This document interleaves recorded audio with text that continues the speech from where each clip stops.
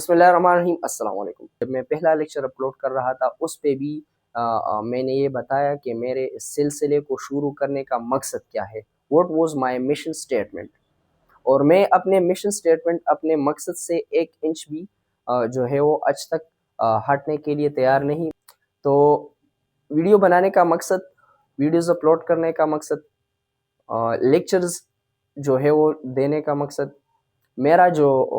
مقصد ہے وہ اسٹڈی کو آسان بنانا، کانسیپٹس کو سمجھانا، اسٹوڈنٹس کی ہیلپ کرنا، اور خود آگاہی اور خود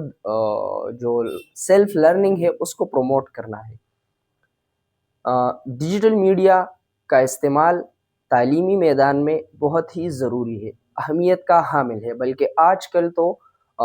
فرسٹ ورلڈ کنٹریز اے آئی کو جو ہے ایز الٹرنیٹیو یوز کر رہی ہے اپنے ٹیچرز کی ڈیفیشنسی کو پورا کرنے کے لیے، اپنے ٹیچنگ لرننگ یا اسٹوڈنٹ کی جو لرننگ ایکٹیویٹیز ہے اس کو انہانس کرنے کے لیے، بہتر سے بہتر بنانے کے لیے۔ اگر ہم اپنے اسکولنگ سسٹم کو دیکھ لیں تو وائٹ بورڈ، بلیک بورڈ اور چاک سے ہم آگے آج تک نہیں جا پائے۔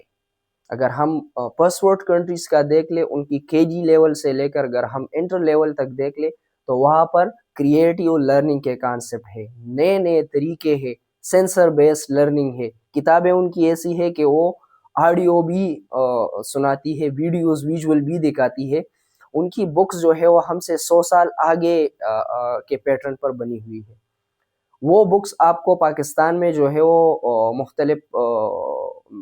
کباڑیے کی دکان پر تو ملے گی، چور بازار میں، مگر اکیڈیمیا میں نہیں ملے گی۔ ہم وہی پرنٹنگ بکس اور وہی کتابوں کا بوجھ بڑھاتے بڑھاتے اتنا بڑھ گئے ہیں کہ ہمارے ایک 9th اور 10th کلاس کے اسٹوڈنٹ کا بیگ میں 12 کتابیں ہوتی ہیں اور رزلٹ از نتھنگ۔ تو ڈیجیٹل میڈیا کا استعمال، ڈیجیٹل پلیٹ فارمز کا استعمال، ماڈرن ویز آف لرننگ کا استعمال، صرف لرننگ میں نہیں، دنیا کے ہر شعبے میں، دنیا کے ہر شعبہ ہے زندگی میں، میڈیسن کے فیلڈ میں، مارکیٹنگ کے فیلڈ میں،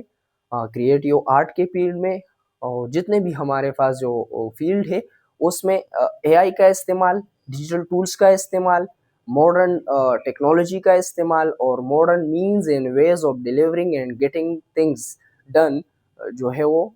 لانے چاہیے۔ اس پر بحیثیت قوم ہمیں ایک نظر ثانی جو ہے وہ کرنی پڑے گی۔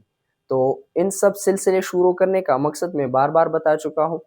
کہ میں اسٹوڈنٹ اورینٹڈ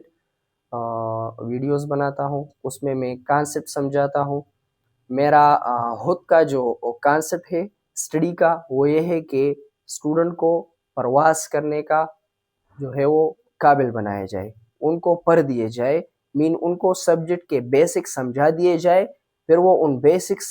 کی بنیاد پر خود اپنی کریٹیکل تھنکنگ کے ذریعے اور اپنی جس میں جتنی اسٹڈی کرنے کی صلاحیت ہے اور جو جتنا اسٹڈی کرنا چاہتا ہے وہ اس سبجیکٹ کو اس طریقے سے اسٹڈی کرے، اس پر عبور حاصل کرے، اس پہ ماہر بنے، اور اس کو جو ہے وہ ایکسپلور کرے،